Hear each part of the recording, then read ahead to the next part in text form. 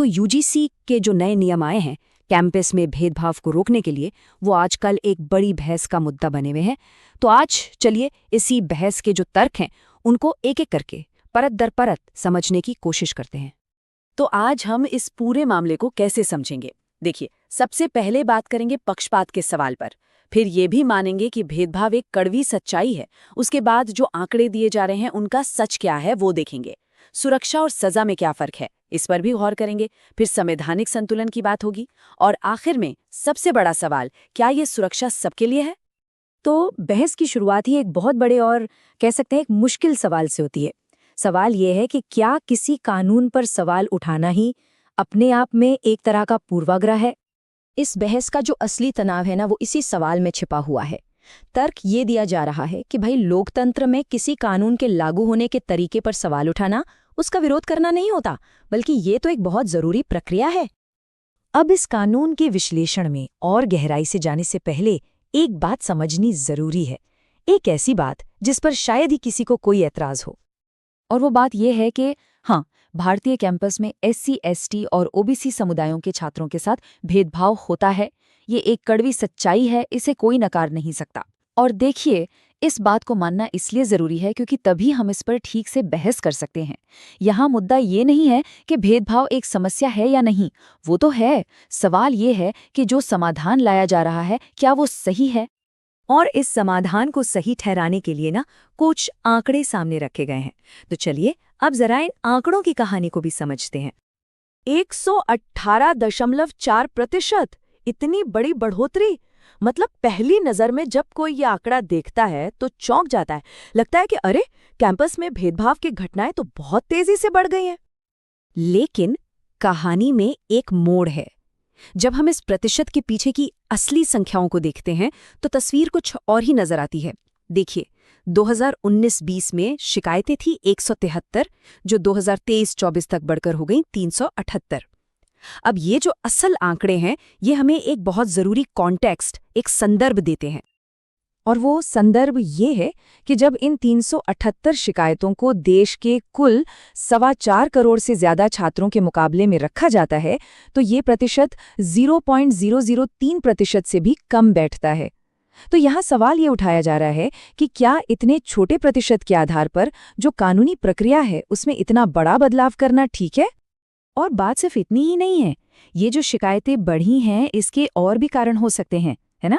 जैसे हो सकता है कि स्टूडेंट्स अब पहले से ज्यादा जागरूक हों, या फिर ई-समाधान जैसे पोर्टल्स के आने से शिकायत करना ये बहुत आसान हो गया हो। तो ये समझना बहुत जरूरी हो जाता है कि ये आंकड़े असल में अपराध में बढ़ोतरी दिखा रहे हैं या सिर्फ रिपोर्टिंग में। तो ये तो हुई आंकड़ों की बात। अब आते हैं इस बहस के एक और बहुत ही अहम पहलू पर, और वो है सुरक्षा और तत्काल सजा के बीच का फर्क। यहाँ ना न्याय के दो अलग अलग नजरियों की बात हो रही है। एक तरफ है पीड़ित को तुरंत सुरक्षा देना, मतलब जो आरोपी है उस पर नजर रखी जाए, कैंपस में पीड़ित को सुरक्षित महसूस कराया जाए। और दूसरी तरफ है जांच पूरी होने से पहले ही आरोपी को सस्पेंड कर देना, जो कि अपने आप में एक सजा है। और ये जो दूसरा रास्ता है ना, जांच से पहले सजा वाला, इस पर सुप्रीम कोर्ट ने 2018 के सुभाष काशीनाथ महाजन केस में एक बहुत अहम बात कही थी। कोर्ट ने कहा था कि बिना किसी शुरुआती जांच के कार्रवाई करना किसी की व्यक्तिगत स्वतंत्रता का उल्लंघन हो सकता है। और ये बात हमें सीधे हमारे न्याय के सबसे बुनियादी सिद्धांत पर ले आती है, इनोसेंट अंटिल प्रूवन गिल्टी। मतलब कोई भी व्यक्ति तब तक निर्दोष है जब तक उसका दोष साबित न हो जाए। इसका सीधा सा मतलब है कि सजा देने से पहले एक निष्पक्ष जांच जरूरी है, जिसमें दोनों पक्षों को सुना जाए। जांच से पहले ही किसी को दोषी मान लेना तो इस सिद्धांत के बिल्कुल खिलाफ है। और यहीं से ये पूरी बहस पहुंचती है संवैधानिक संतुलन पर, और इसमें सबसे अहम है अनुच्छेद 14 और अनुच्छेद 15। देखिए, संविधान का जो अनुच्छेद 14 है वो बहुत साफ साफ कहता है कि भारत में हर व्यक्ति को कानून का समान संरक्षण, यानी equal protection of the laws मिलेगा। यहाँ तर्क ये है कि कानून की ये जो ढाल है ये सबके लिए बराबर है, किसी एक खास समूह के लिए नहीं। इस बात को समझने के लिए ना संविधान की दो तरह की व्यवस्थाओं में फर्क करना जरूरी है। एक तरफ है अनुच्छेद 15 जैसे प्रावधान जो पॉजिटिव डिस्क्रिमिनेशन की बात करते हैं, मतलब आरक्षण, ताकि सबको बराबर मौके मिले। और दूसरी तरफ है अनुच्छेद 14, जो सबको नुकसान से बराबर कानूनी सुरक्षा देता है।